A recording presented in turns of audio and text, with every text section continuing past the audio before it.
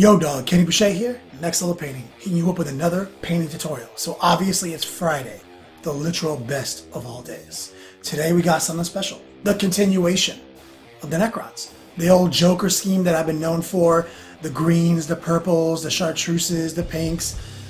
We're going to be doing tomb blades, and tomb blades are a staple of any Necron army right now because of the Decurion. So we're going to continue that theme. The riders, I'm not going to paint them in this series of tutorials. I'll mention that a few more times.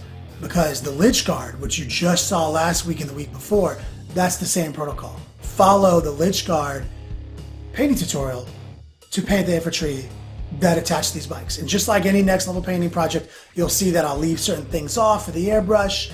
It's all very easy, very self-explanatory, but if you have any questions, easily hit me a comment, hit me up on Facebook, hit me up on the Twitters, anywhere. I want to take this opportunity to talk about the Long War. TheLongWar.net is your resource for early access and exclusive ad-free content. You get 4 videos a week and you get a download section, fresh as beats. Also, new value.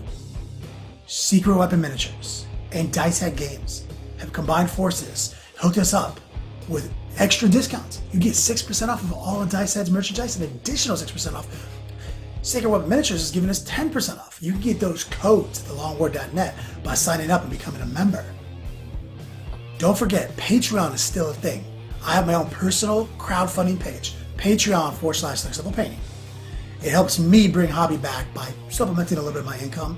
I've said it a billion times. I don't do this for money. It does take money to do this, however. So if you guys have an opportunity to go over to Patreon, see the things I'm offering, offer a lot of the same exclusivity over there as I do at the Veterans page. Anything helps. Literally, any amount of money helps. You know, if you have the money and you can spare it, thank you. If not, that's still cool, man. Thank you for checking out this video. Let's jump right into it.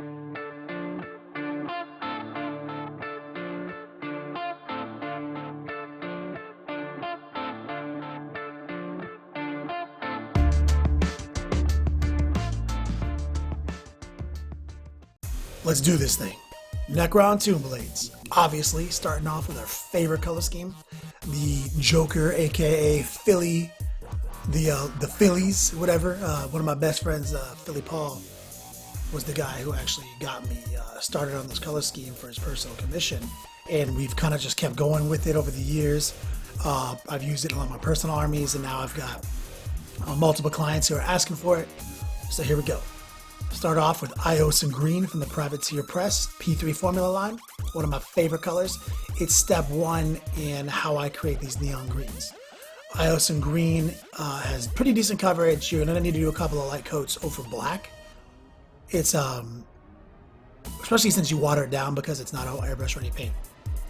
So we did that one green, and as you can see here at Next Level Painting, we don't just do one.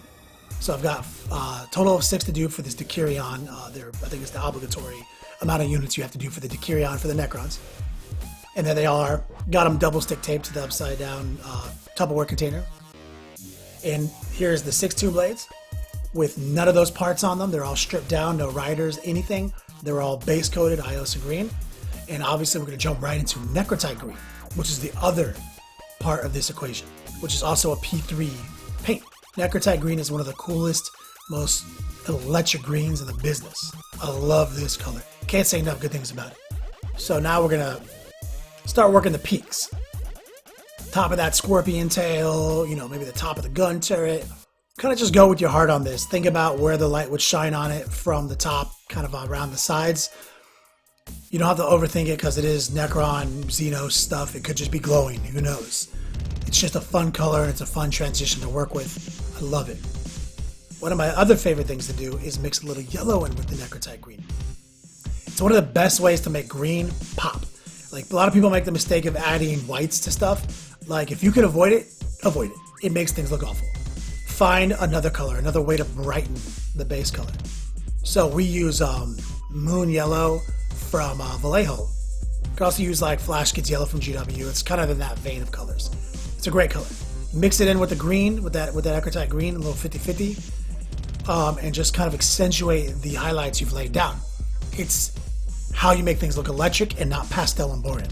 You can do it with blue, you can do it with any other color. You just have to find the thing that makes it brighter without using white. Like if you're using like a regal blue, maybe an electric blue, whatever. You get your paint game, go online, find good colors, and use them. You can't go wrong with Vallejo and Privateer Press. I'm telling you, those are my favorite companies right there. For paints, for pigments. And as you can see, Next Level Painting, quantity and quality is married together. We work in units. These are all the Tomb Blades I have for this commission, so I'm doing them all at the same time. And I'm showing you. That's how the assembly line works. No messing around.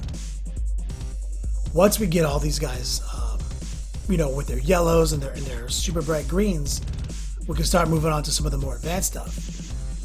And you can go as far, obviously you can go in as hard as you want. Looks like I'm going with almost pure yellow right now, just on the very tips. Like, I want that final extreme highlight.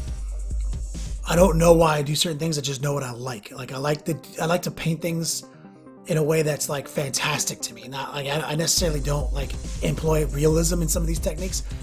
Not that I don't like realism. It's just this is the opposite of that. This is like over the top, cell shading cartoon characters. Like this is what I love. You'll also notice that we don't have the riders anywhere. I'm not going to show you guys how to paint the riders. Last week's tutorials showed you how to paint those lynch guard. That is exactly the same protocol I use to paint these riders. Very easy. Now that we've painted the basics of these Tomb Blades, these basically motorcycles, we're going to start hitting some of the details. We've let the models dry. We've hit them with our seal coat. I use Testors Model Masters, lusterless.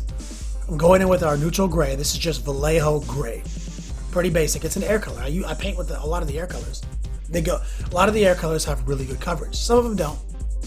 But still, like, fill out your arsenal with the Vallejo Air Series and Game Color Series. You'll be happy. So in the Joker scheme that we use purples, whites and grays, and the greens. So with these Necrons, I don't use any metals. Everything that you would typically paint, like a gun barrel or the inner workings of a tube or something, I use grays. That's kind of been the color scheme. Not a non-metallic. Metallic, like literally, it's like I painted gray, like it's designed to be gray. Just something interesting that I like to do. It's really fun. So come through, pick out these details in one row, and just knock them all out. Hit them with this base gray. Get good coverage. Be fast. This is how you save time. You're going to get all your models ready, and you're going to do the same thing on every model. Just, repetition, practice makes perfect, literally, if you know what I'm saying. I'm going to hit that that back coil, that whole, all the little electrics in there, any little thing. Spend a little bit of time on the first one in this series, just so you really know what you want to paint. Gray, and then once you figure it out, you can really just fly by the rest of the assembly line process. You can see we've slapped on the color with a big brush. Then we went to a little brush, and we're doing the same thing here for the orb in the top of this like scorpion tail. I'm using kind of a longer brush with a little bit more paint flow, and I'm painting the whole thing with our violet that we use. It's a Vallejo game color. It's like royal purple or violet. They've changed the name over the years. It's a really deep purple, and I love it. So I come in with this brush, and any other details I want to do, I'll lighten. I'll go to a smaller brush, but this is a really solid size brush for this application. And I'm just going to wet blend some of the Vallejo pink into it. Like, just go back and forth, blend it in, just don't overthink it, just so that way you have a good basis for a transition already established. You can go back in later with the airbrush and fade it in with the airbrush if you want to, but this is just as easy sometimes.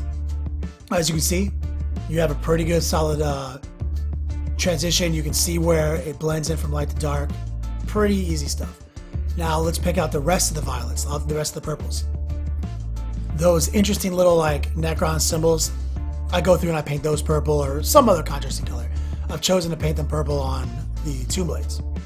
And the same thing on the riders. The riders have those same symbols. Painted those up the same way. It's just all very easy. And now I'm just dragging that pink across the top, that with the wet blend technique, just to create a transition. And we're going to use a little bit of that violet wash we've used before. Speaking of wash, jumping right into it, non-oil, straight up black wash over the gray. Go in there and just knock it out, get it into the recesses. That tube especially, the inner workings in the back of that, weapon, just get it in there. It'll help get inside the deepest recesses and give you some really good transitions. And obviously we'll come back later and do some highlighting. And as I say with these techniques, as much time as you want to put in them, you'll get out of them. This is done for a lot of people as far as like how much detail you want to do, and you can just leave it at that. But if you want to get them to look like this here in the gallery, you got to take it to that next level.